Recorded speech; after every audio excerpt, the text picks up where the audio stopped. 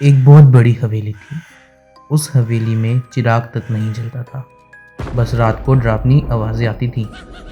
कोई भी गांव वाला उस हवेली के नज़दीक नहीं जाता था।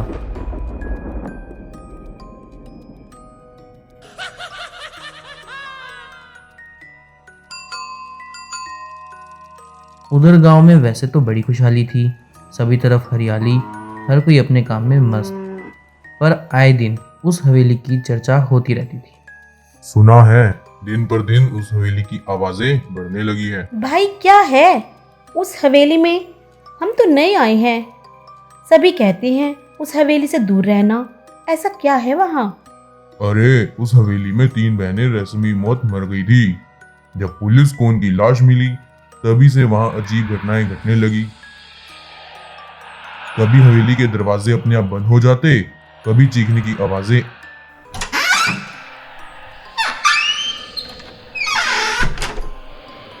एक बार तो लालू ने वहां सामान भी उड़ता देखा था। हाँ हाँ, मैंने देखा वहाँ सोफा लैंप उड़ रहे थे। मैं तो देखकर ऐसे भागा कि पीछे मुड़कर नहीं देखा। अच्छा, तो ये बात है। इस हवेली से इसलिए डरते हैं सब। ये सब सुन रोहित अपने आप से बात करता है। वाह, इसका मतलब है उस हवेली में कोई नहीं जाता। मैं जरूर जाकर देखूंगा 3 चुड़ैलों को। आखिर चुड़ैलों का भी तो दिल होता होगा, क्योंकि वो भी तो इंसान थी। बस रोहित सबकी नज़रों से बचकर हवेली में पहुंच जाता है। जैसे ही रोहित अंदर पैर रखता है, आवाज़ आती है। कौन कौन आया है? मैं रोहित, इसी गांव का प्यारा सा छोटा सा बच्चा। क्या काम है यहाँ तुझे? काम तो कुछ नहीं है, बस सोचा मिलकर आऊं आप लोगों से। बहुत सुना है आपके बारे में। क्या तुम्हें डर नहीं लगता हमसे? डर? कैसा? आपके पास भी तो दिल है। क्या कहेंगी आप मुझे? वैसे मैं हूं ही इतना क्यूट। रोहित की बातें सुनकर चुड़ैलों को हंसी आ जाती है। तुम हंसती भी हो? हाँ, शायद ना। पता नहीं, जब से हम मरी हैं आज पहली बार ही हंसी है। चलो, मैंने किसी का तो भला किया। तुम तीनों मरी कैसे थी? अरे हम रात को सोने के लिए नींद की गोली खाकर सोते थे। एक दिन एक्सपायरी डेट की दवाई खा ली गलती से, तो हम तीनों मर गई।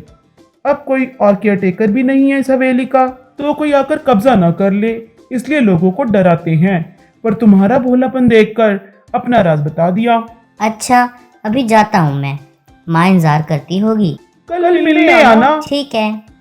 और इसी तरह रोहित चुड़ैलों से मिलने हर रोज आने लगा। चुड़ैलों को भी अच्छा लगता था। वो रोहित के लिए कभी कुछ खाने के लिए लाती, कभी उसको कुछ तोहफे देती। एक दिन रोहित पढ़ रहा होता है, उसकी माँ घर का काम कर रही होती है। तभी उनका मकान मालिक आता है और उनके लिए एक मुसीबत लाता है।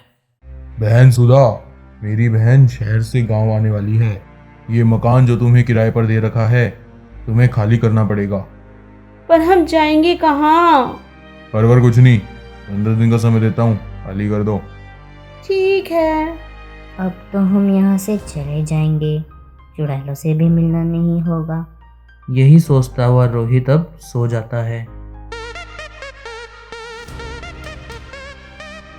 और ऐसे ही अगले दिन रोहित चुड़ैलों से मिलने जाता है।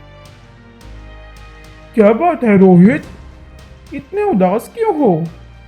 कल हमारा मकान मालिक आया था और वो मकान खाली करने को कह रहा था। शायद अब मैं तुमसे मिलने ना आ पाऊंगा। रोहित, तुम इस हवेली में रह सकते हो। तुम सच्चे दिल के हो। तुम इस हवेली का अच्छे से ध्यान रखोगे और हमें भी मुक्ति मिलेगी, और फिर कोई मकान मालिक तुमसे मकान भी खाली नहीं करवा पाएगा। नहीं, माँ नहीं मानेगी। हम कहेंगे तो जरूर मानेंगी। चुड़ैलें गांव जाकर गांव वालों को कहती हैं। अब तक हम ही थी जो हवेली के अंदर किसी को नहीं आने देती थी, पर अब हमारी इच्छा है इस हवेली में रोहित और उसकी माँ आकर रहे। इसमें हमारी खुशी है और इसी से शायद हमें मुक्ति मिले। रोहित और उसकी माँ हवेली में आकर रहने लगते हैं।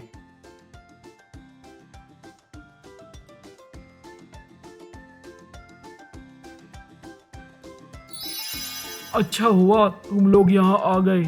अब हमारा जाने का समय आ गया है। तीनों चुड़ैलों को मुक्ति मिल जाती है। इसके साथ ही गांव वालों को भी हवेली के डर से मुक्ति मिल जाती है।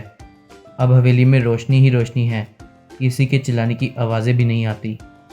तो प्यारे बच्चों, कहानी यहीं ख़त्म होती है। ऐसी ही और वीडियोस के लिए और ऐसी ही और कहानियों के लिए मेरे चैनल चुड़ैल वर्ल्ड पर आते रहिएगा। That's all.